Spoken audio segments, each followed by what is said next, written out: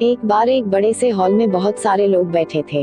वहाँ पर दुनिया का एक बहुत ही बड़ा स्पीकर आने वाला था और सब लोग उनकी बातें सुनने के लिए वहाँ पर आए थे।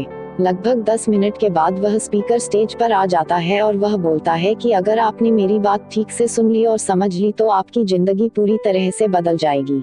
उसके बाद वह अपनी जेब से एक बिल्कुल नया चमकता हुआ 500 रुपए का नोट निकालता है और उसको ऊपर करके सबसे पूछता है कि ये नोट आप में से किसको चाहिए। ये सुनते ही सब लोग अपने अपने हाथ ऊपर कर देते हैं।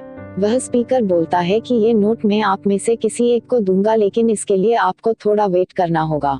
अब वह स्पीकर उस नोट को अपनी मुट्ठी में बंद कर लेता है और थोड़ी देर तक उसको मसलता है। अब उस नए नोट में सल पड़ जाते हैं और वह थोड़ा पुराना सा दिखने लगता है और वह एक किनारे से थोड़ा फट भी जाता है।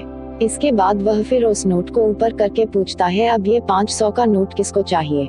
इस बार भी सभी लोग अपने हाथ ऊपर कर देते हैं। तब स्पीकर ने उस नोट को जमीन पर गिरा दिया और उस नोट पर 3 रिंग 4 बार पैर रख दिया। इससे नोट और भी पुराना हो गया और उस पर थोड़ी मिट्टी भी लग गई थी। फिर उन्होंने उस नोट को ऊपर किया और पूछा कि अब बताओ, अब इस नोट को आप में से कौन लेना चाहता है। और इस बार फिर सबने अपने हाथ ऊपर कर दिए। स्पीकर अब नोट को फिर से नीचे जमीन पर गिरा देता है और उसके ऊपर कूद कूद कर उसको दोनों पैरों से रगड़ देता है और उसके ऊपर चाय भी गिरा देता है।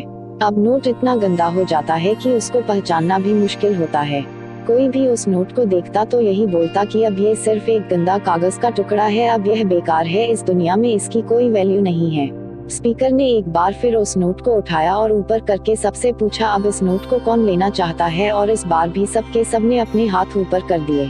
कितना भी गंदा पुराना मिट्टी में सना हुआ चाय का दाग लगा हुआ हो, लेकिन अभी भी वह 500 रुपए का नोट ही था। जिंदगी कई बार बड़े बड़े झटके देती है। आप एग्जाम में फेल हो जाते हो या जॉब के इंटरव्यू के बाद आपका सिलेक्शन नहीं होता।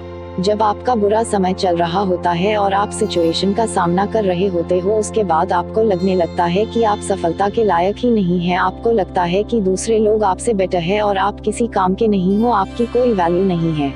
हमेशा याद रखो, इससे कोई फर्क नहीं पड़ता कि आपने कितनी बार सिचुएशन का सामना किया है, आप जिंदगी में कितनी बार फेल हुए हो, आपकी वैल्यू हमेशा वही रहेगी जो पहले थी। आपके पास कुछ खास है जो दूसरों के पास नहीं है और ये कोई भी आपसे छीन नहीं सकता। अब तक सक्सेस नहीं मिलने से आपकी वैल्यू कम नहीं हुई है।